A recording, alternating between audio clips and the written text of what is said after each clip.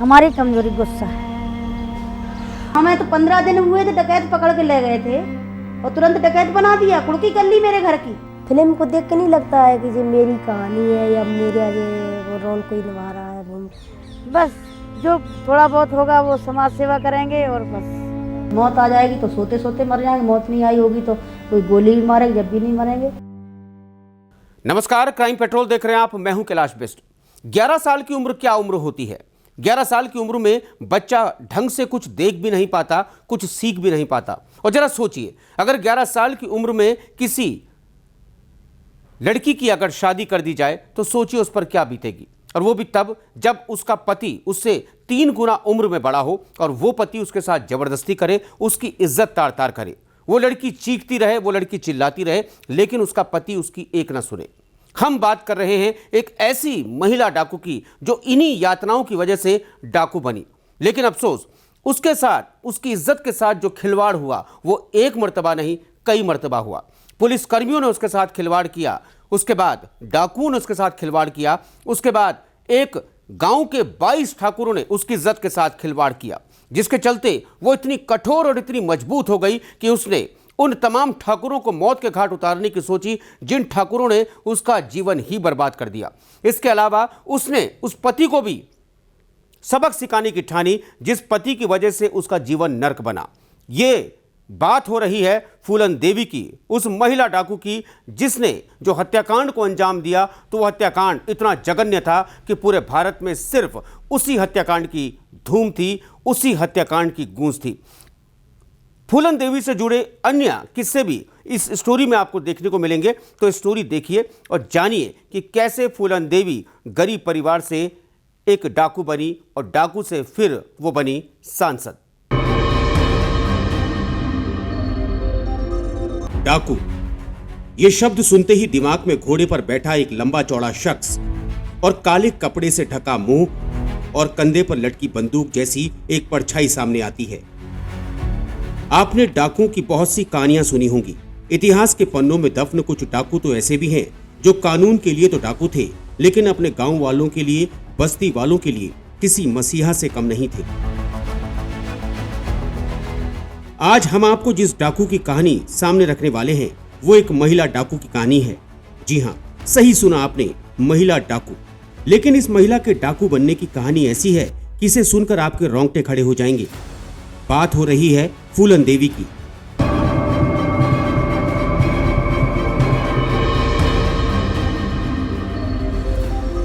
मेरा नाम फूलन देवी है, जो बैंडिट क्वीन के नाम से जानते हैं। ये कहानी है 1980 के दशक की।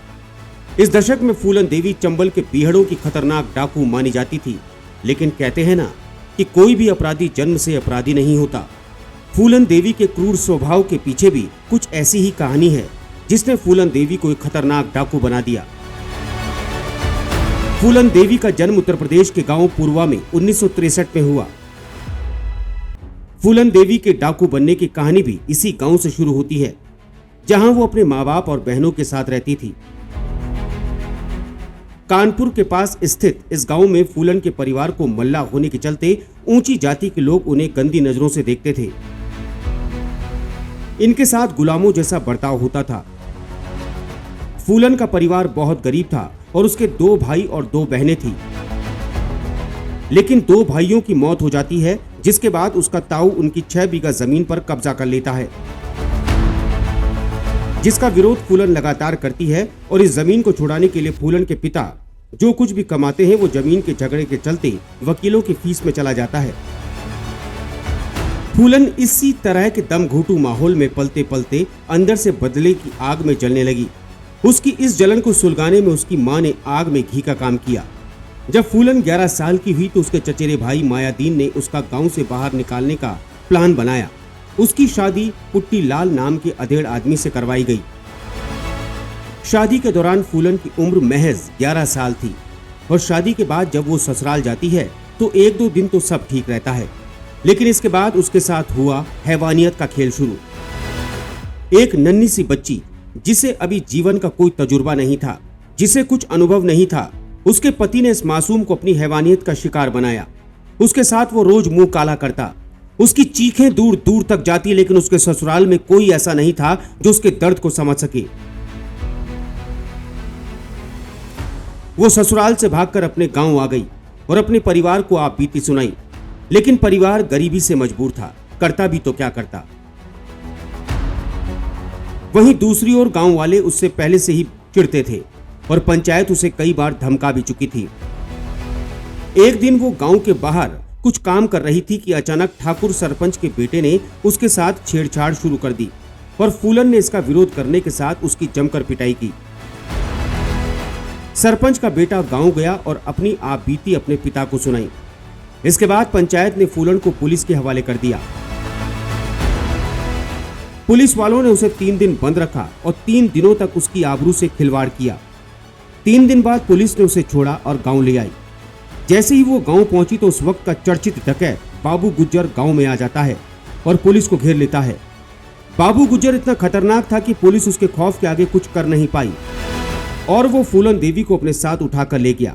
उसकी किसी ने नहीं सुनी। इसके बाद उसने उस मासूम फूलन के साथ वही किया जो उसके पति और पुलिस वालों ने फूलन के साथ किया। हम न्याय पे गए, हम पुलिस प्रशासन पे गए। पुलिस प्रशासन ने हमें 3 दिन 3 रात बंदी करके रखा। वहाँ कितनी बुरी तरह से मारा पीटा, क्या क्या मेरे साथ किया मैं नहीं बता सकती हूँ। क्या मैंने न्याय के पास नहीं गए। और फिर डकैत में अपने आप थोको हमने बंदूक की डरी मिल गई, कहीं हमने उठा ली कि मैं कहीं जंगल में चंबल घाटी में पैदा हुई थी, है जो एकदम चंबल घाटी बन गई। अरे हम भी एक माँ बाप के बेटी थे, हम भी एक गांव में रहते थे। कोई हमें शिक्षा तो दी नहीं गई थी कि बेटा तू बड़ी होती बंदूक चलाना सीख लेना। फूलन रोज तड़पती रही, लेकिन बाबू गुज्जर उसकी एक नहीं सुनता और जब मन करता फूलन को अपनी हवस का शिकार बनाता।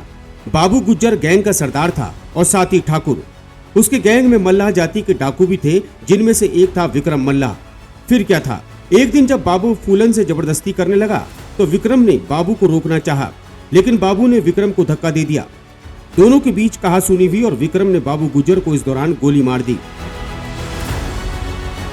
अब गैंग ठाकुर और मल्लाहों में बढ़ चुका था। कई बगावतें हुई। कुछ ठाकुर गैंग छोड़कर भाग गए, कुछ मारे गए, लेकिन बाद में सब शांत होता गया और फूलन भी इस गैंग की सदस्य बन गई। फूलन इस गैंग में अकेली महिला थी। ये गैंग लूटपाट करता और खासतौर पर अमीरों को अपना निशाना बनाता। अब फूलन के दिन फिरने लगे। उसकी नजदीकियां विक्रम मल्लाह के साथ होने लगी। दोनों एक दूसरे को चाहते थे और उनका गैंग भी काफी बड़ा हो गया था। वो अपने पूरे गैंग के साथ अपने ससुराल पहुंची और अपने पति को घसीटकर घर से बाहर लाई। वहीं उसने गांव वालों को खुली चेतावनी दी कि अगर अब किसी ने अपनी छोटी बच्चियों की शादी कम उम्र में की तो उसका भी यही हश्र होगा। जिसके बाद इस इलाके में नाबालिग लड़कियों की शादी करने से लोग कतराने लगे। इस दौरान बाबू गुज्जर के 2 साथी लालाराम और श्रीराम जेल से छूट जाते हैं और वो मौका पाते ही विक्रम मल्लाह को मौत के घाट उतार देते हैं। इसके बाद वो डाकू फूलन देवी का अपहरण करके उसे बैमही गांव ले जाते हैं और 22 ठाकुरों ने 21 दिन तक उसके साथ बलात्कार किया।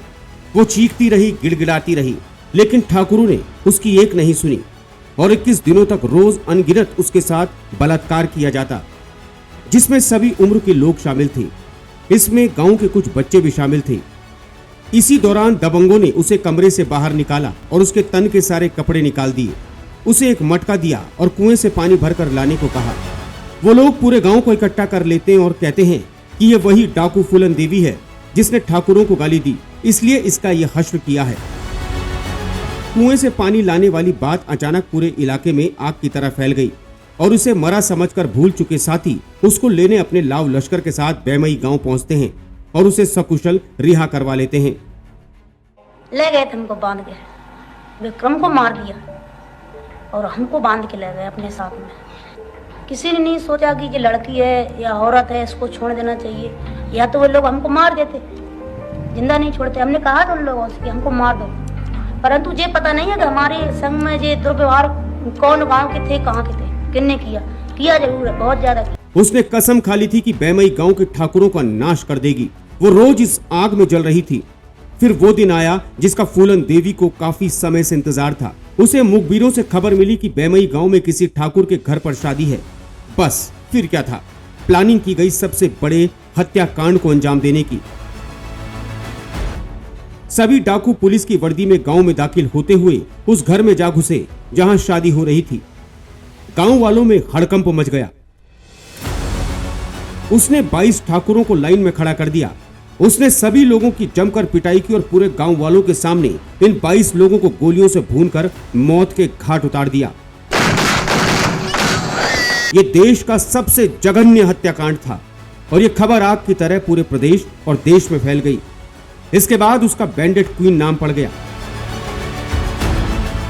इस घटना के बाद लखनऊ में बैठे मुख्यमंत्री वीपी सिंह को अपनी कुर्सी गंवानी पड़ी, तो उधर दिल्ली के तख्त पर बैठी इंदिरा गांधी भी इस घटना से सकपका गई थी और पुलिस और सेना को फूलन को पकड़ने जिंदा या मुर्दा का ऐलान हो चुका था।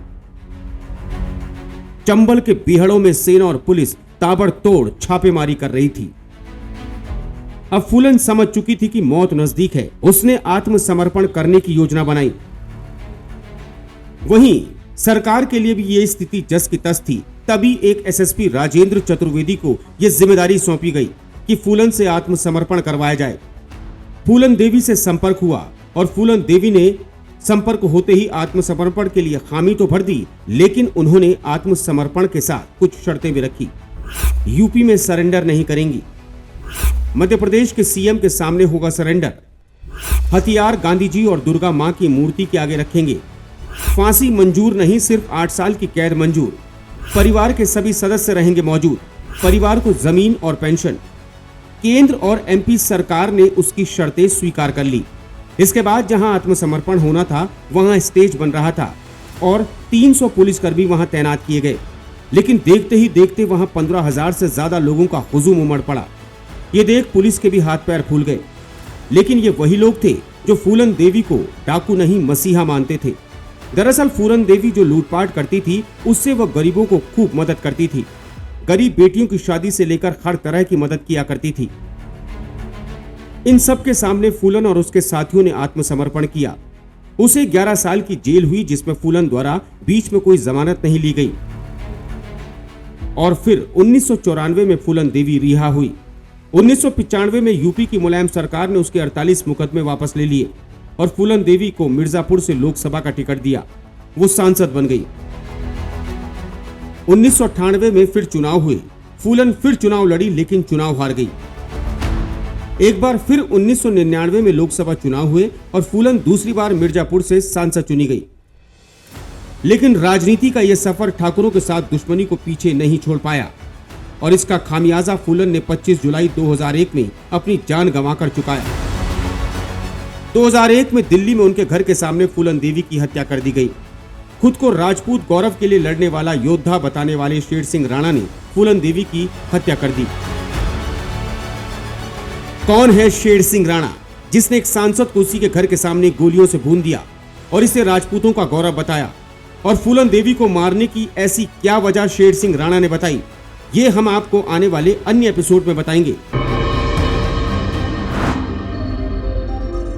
तो ये कहानी थी फूलन देवी की। फूलन देवी आज इस दुनिया में नहीं है, लेकिन फूलन देवी ने जो यातनाएं झेली, उन्हीं यातनाओं को झेलते हुए फूलन देवी को मजबूरन डाकू बनना पड़ा और सरेआम उसने 22 लोगों को मौत के घाट इसलिए उतारा ताकि उसका इंतकाम पूरा हो सके और समाज में फिर ऐसी घटना दोबारा ना हो कि मासूम बच्चियों को कोई अपनी खवस का शिकार बना सके। बहरहाल आपको स्टोरी कैसे लगी हमें ज़रूर बताइएगा। लाइक कीजिए, कमेंट कीजिए, शेयर कीजिए और अभी तक आपने हमारे चैनल को सब्सक्राइब नहीं किया है तो हमारे चैनल को सब्सक्राइब कीजिए ताकि आपको इसी तरह की अन्य स्टोरीज आपके मोबाइल पर अपडेट के रूप में मिलती रहे। तो मुझे और मेरे सहयोगी अफजाल अहमद को दीजिए इजाजत और आप देखते रहिए क्राइम पेट्रोल। नमस्कार।